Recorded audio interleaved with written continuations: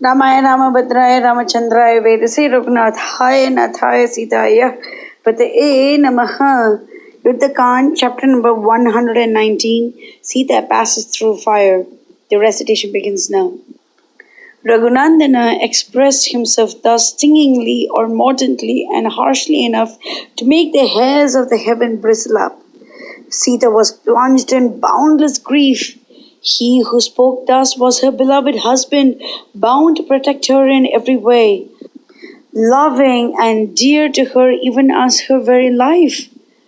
Till that moment he had never spoken to her without a smile or a look of intense love. He had never spoken a harsh word to her. The parents and brothers of Rama treated her even more affectionately than they did her own husband. Her father, the ruler of Mithila, had brought her up with infinite love and delicacy, having been given to him by Providence after long years of barrenness.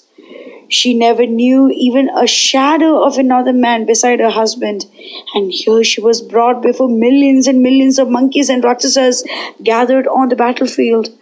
Words of her husband and their ruler pierced her heart and put disgrace upon her before their very eyes, the cruel words and their cruelest suspicion. Shame gripped her heart, her form shrunk within itself. Her head was bowed with grief, her heart was broken with an unheard of calumny, and she stood there for a while as if demented, while burning tears rushed from her bleary eyes. Then she wiped her eyes and struggled hard with heavy sorrow to express herself briefly and to the point. Lord, do these words become you? Am I to have my ears pained with them? They are very harsh and spiteful to hear. You have clean forgot your noble lineage, scintillating fame and immaculate character. You have likewise no thought of my lineage, the manner of my coming into this world, my stainless fame and name, and my unsullied life. But you have uttered words that befit more a nameless and homeless vagrant speaking to some nameless and homeless woman. You pass in the world as the prince of heroes. Now is this worthy of you? I am not in the least guilty of what you seem to think of. O great soul, I swear by the merit I have earned till now. Believe me, your heart is darkened with the suspicion that womankind are one and all of the same type, and tarred with the same brush as some low common woman that you might have come across. Had you known me well and truly, you would not have acted thus.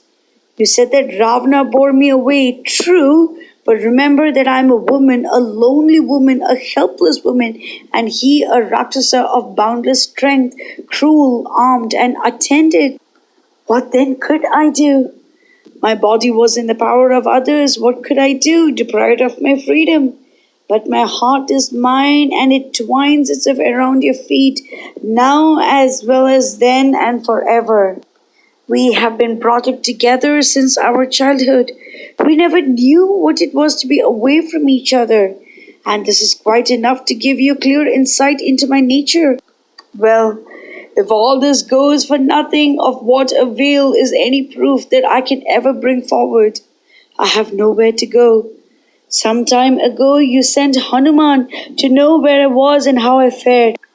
The moment you heard that I was in the house of Ravana, you could have cast me away. Why didn't you do so? Or if Hanuman had ever given me the slightest hint of your intentions, the next moment my life would have left this wretched body before his very eyes. Remember, I am the wife of a hero and a warrior. Had I done so, you and your friends would have been saved all this trouble. Victory in battle or death is not the lot of one side alone. There was no call for the dreadful battle with these Rakshasas at the peril of your life. Are you not the bravest and the best of men? You gave way to anger, and like a low and despicable man, you spoke to me as if I were an ordinary woman. You brushed aside all other considerations. You came into this world as all others through a man and woman. Am I such a one? I pass as the daughter of King Janaka, but was I ever in a womb? Have you heard that I came from the womb of the earth?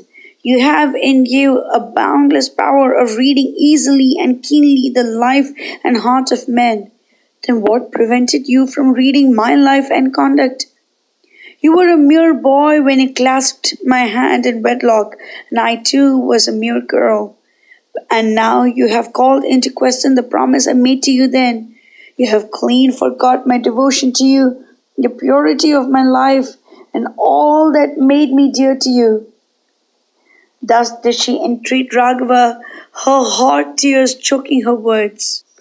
Then she beheld Lakshmana standing by with a wry face, dazed with anxiety and at a loss what to do, and she said, Lakshmana, I know well your boundless affection and devotion to your mother Sumitra. Do you remember her last words to you as we were leaving Ayodhya? Hold Rama as your father Dasharatha. You have made them good day and night loyally. Now it is for you to make good another injunction of your mother. Hold the daughter of Janaka as your mother, as myself. She said so, didn't she? You will not fail her, nor will you now fail me. Now I stand before you in her place. I see no other remedy for my sufferings. I alone should end them. Please build up a pile of logs, set fire to it. My very husband has made me an object of scorn, and that most unjustly. I shall have nothing to do with his body even for a second. He has cast suspicion on my conduct. My goodness of heart and life have failed to please him any more. He has put me away in the very presence of these counselors, monkeys, and rakshasas. I have nowhere to lay my head except the blazing couch of fire. Lakshmana, stricken to the heart, glanced at the face of Rama for orders. He was always ready by nature and valiant enough to annihilate those who dreamt of evil to Lady Sita. But what could he do when his brother Rama himself tortured her so? Against whom could he direct his anger? Janaki was a mother unto him, ordered him to build a pyre, yet he questioned Rama out of the corner of his eyes for his orders. He read the consent by many a sign and hint, and hastened to obey Sita. Then Janaki went round Rama reverently and slowly, as he stood there with downcast look, as she drew near the fire blazing aloft as if in angry protest. He hung his head in utter shame. I call upon her to give me proof of her innocence without any reason for my suspecting spotless loyalty and devotion. This thought would come upon him should he lift his eyes to the face of Sita. Enough that I have been away from her arms so long. If she were alive, I can at least have the consolation of having a distant view of her. I can at least have the solace of her being well and happy. He could never bring himself to see her die. That is why he dared not hold up his head. On the other hand, Sita walked slowly. He may not look at me, yet enough for me to be by his side.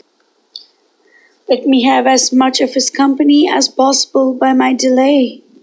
Or she might have said to herself, Rama is a soul of compassion and the seeker of the good of all beings. He radiates joy and happiness all around.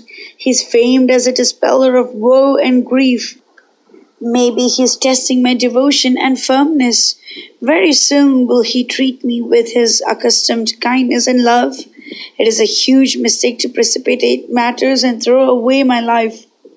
Or, Lakshmana, Hanuman, and Vibhishan, dear unto Rama, know my heart and life as keenly as my Lord himself, and they would not put up with this injustice. They will argue him out of his ill-considered decision. Let me wait a while. Mentally, she saluted in reverence the gods, the Brahmanas, and spoke with folded hands. O Lord of Fire, you are the eternal witness of the good and evil to all beings. If it is true that my heart never enshrined any other but Rama, even for a second, at any time or in any place or under any circumstances, guard me in every way. If it is true that Raghava holds me guilty, me that am utterly innocent and loyal, guard me in every way then, thou eternal witness of all the worlds. If it is true that my heart ever seeks in word, deed, and thought Raghava, the knower of all dharma, and Raghava alone as sole refuge, then guard me in every way. If it is true that I am known as clean and noble of life to the sun, the moon, the wind, the fire, the day and the night, the twilights, the earth, and everything thereon, guard me in every way, thou witness to all the world.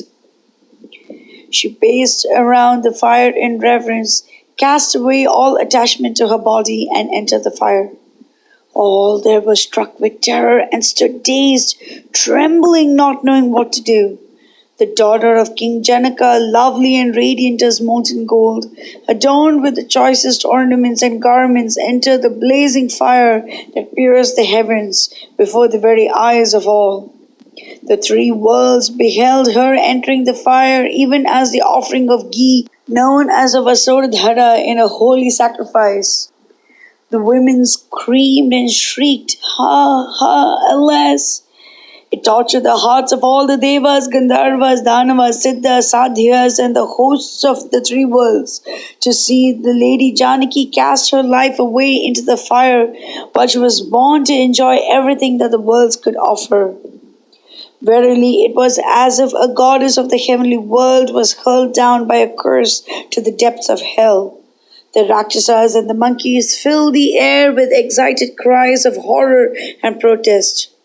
Mangalam Koshalendraya Mahaniya Gunabde Chakravarti Dhanurjaya Sarvabhaumaya Mangalam.